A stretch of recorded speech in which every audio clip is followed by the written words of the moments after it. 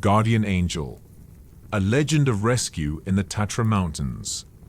In February 2025, my family and I set off for the Tatra Mountains to enjoy a long-awaited winter vacation we had been looking forward to since the beginning of the year. Myself, my husband Alexei, and our 2-year-old daughter Lada, arrived in Zakopane, a charming Polish town known for its fairy tale winter atmosphere. We stayed at a cozy resort called Snowy Peak, nestled at the foot of the mountains, where the air smelled of pine, and the snowy peaks lined the horizon. Every morning began with a cup of hot chocolate and a stroll to the slopes. The weather was perfect, clear skies, a light chill in the air, and soft, fresh snow the locals fondly call powder. While I snowboarded along the scenic runs, my husband spent time with our daughter in the well-equipped kids' room, where toddlers could build snowmen, ride sleds, or play in a wooden playhouse. Then we would switch roles. Alexei would hit the slopes, and I'd enjoy quiet moments with Loda, warming up in a cozy cafe overlooking majestic fir trees. The trails here were truly impressive. Varied routes, excellent snow quality, and slopes stretching up to 4 kilometers in length, attracting both beginners and seasoned riders. After a few days of exploring the main runs, we began venturing off-piste into the areas between trails.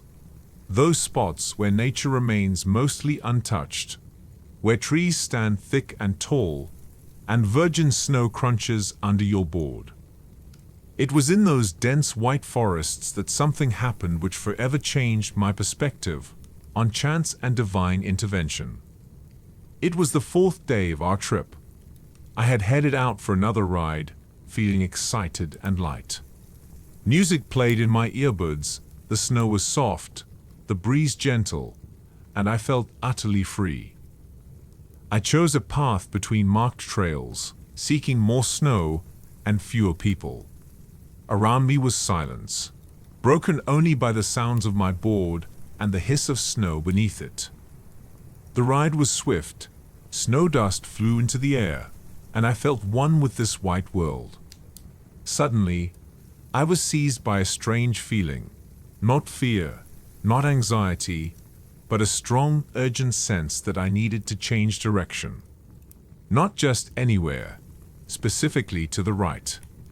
The sensation was so powerful that I adjusted my trajectory without hesitation.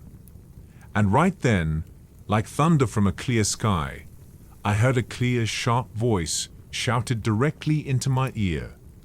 Stop. I was genuinely frightened. The shock made me lose balance and fall. My heart pounded in my chest. I pulled out my earbuds. Still no one in sight. Just snow and trees. Yet the feeling of not being alone didn't leave me. I got up, unstrapped my snowboard, and decided to walk back toward the main trail.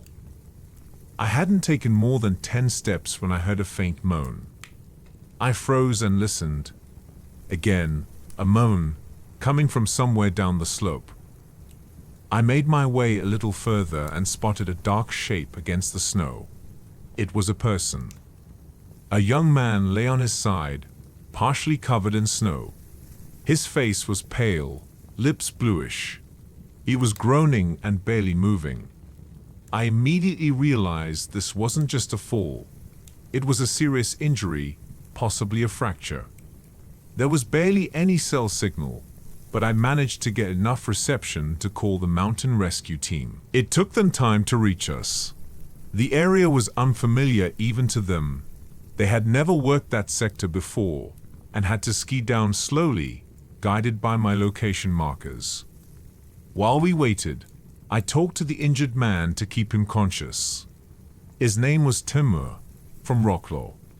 He had come with friends, but had split off from the group to try a more extreme descent. He lost control at high speed, crashed into a tree, and couldn't get up. When the rescuers arrived, a full evacuation operation began. We carefully stabilized his leg, packed him into a special stretcher, and started climbing uphill to a spot where a snowmobile could reach us. Timur was taken to the hospital. Later, I found out he had a double femur fracture and a concussion. He spent almost a month in recovery. A few weeks after returning home, I received a package from him. Inside was a bouquet of Ulster Amurias, a card, and a letter. He wrote, "Thank you for being there.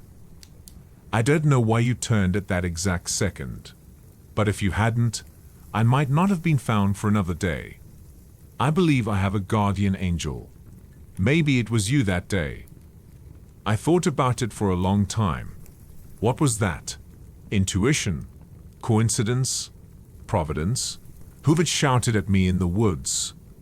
Why did I hear that voice so clearly?